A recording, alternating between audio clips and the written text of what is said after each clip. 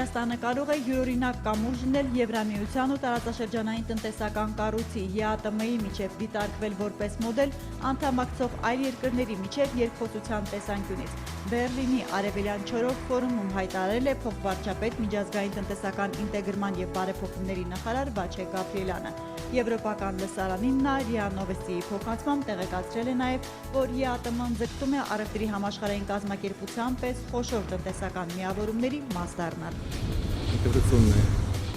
объединение создавали, чтобы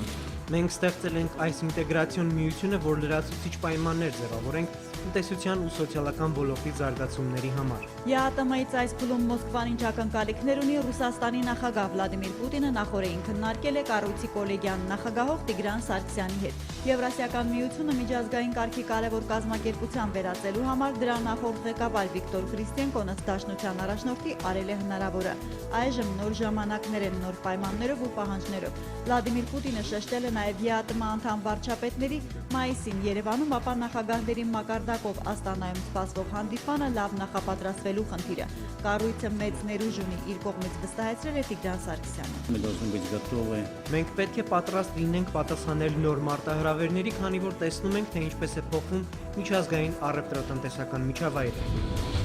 Նրանք այն գաղափարախոսություն են վերցրել, որ ոչ թուրքական, ոչ չինական արտադրանքին եւ մեր տեղական արտադրանքը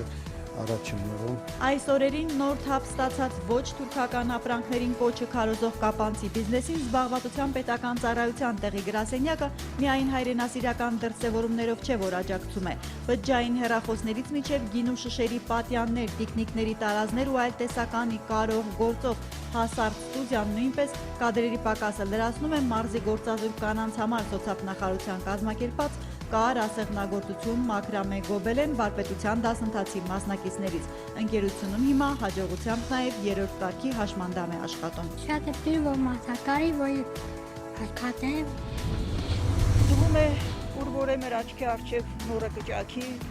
և մենք կտեսնենք նրան գույնը։ Հայկական ճարտարապետության խորհրդանիշ խաղողն ու նորը ներկայացնող առանձին ցուցադրությամբ է հուշարձանների և տեսարժան վայրերի միջազգային օրը նշել Զվարթնոց արգելոց թանգարանը, որտեղից են սերում մեր տաճարների, եկեղեցիների, կամուրջների ու շենքերի վրայի սիրված նախշերը ներկայացվել է ֆոնդերի ֆոտոների մեծ շարքով ու պատմական նյութերով։ Պարզվում է, դեռ ուրարտական որմնանկարներում են քրմերն ու առասպելական էակները նրան ծառից հավաքել, առասպելական այդ պտուղն ու խմիչք պատրաստել։ Ինչ վերաբերում է խաղողի, դրա այգի տնկելու, էտելու և բերքը հավաքելու մասին հիշատակում կա Մհերի դռան արձանագրությունում։ Հեթանոսական շրջանից եկող գինին դարձավ նաև Քրիստոսի արյունը, նորը դարձավ հայրության պտուղը։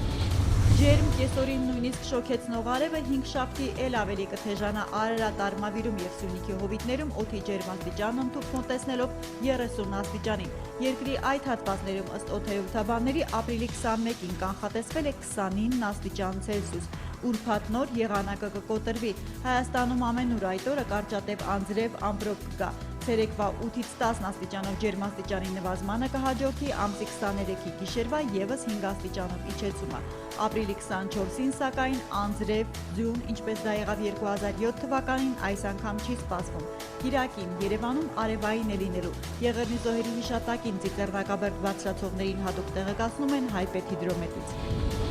Օրվա շոգին փողոցում ջուր խմելու մարդկանց ցանկությանը զուգահեռ վերագործարկվել են Երևանի ցայտաղբյուրները, նաև շատրվաններն ու ջրավազանները։ Ձմեռային սեզոնի աշխատանքային դադարից հետո նորից միացնելու համար քաղաքապետարանն ու Երևան ջուր ընկերության աշխատակիցները որոշակի խողովակներ նորոգել կարգաբերել են։ Իդեպ ծարավ բնակչին թե տուրիստին քաղաքի կենտրոնական հատվածներից մինչև շենքի բակերում սառը ջուր առաջարկող առնվազն 2172 ցայտաղբյուր կա Երևանում։ Ամենաշատը Մալաթիա Սեբաստիա վարչական շրջանում, ամենաքիչը Նորք Մարաշում։ Ապրիլի 19-ին NASDAQ OMX Armenia-ի հարթակում արտարժութով գործարք չի կնքվել։ Ապրիլի 20-ի համար տարադրամային շուկայում ձևավորված միջին փոխարժեքներն ըստ Կենտրոնական բանկի հետևյալն են։ Թանկարժեք մետաղների համար էլ արժեքն առաջարկում է հիշյալ գնանշումները։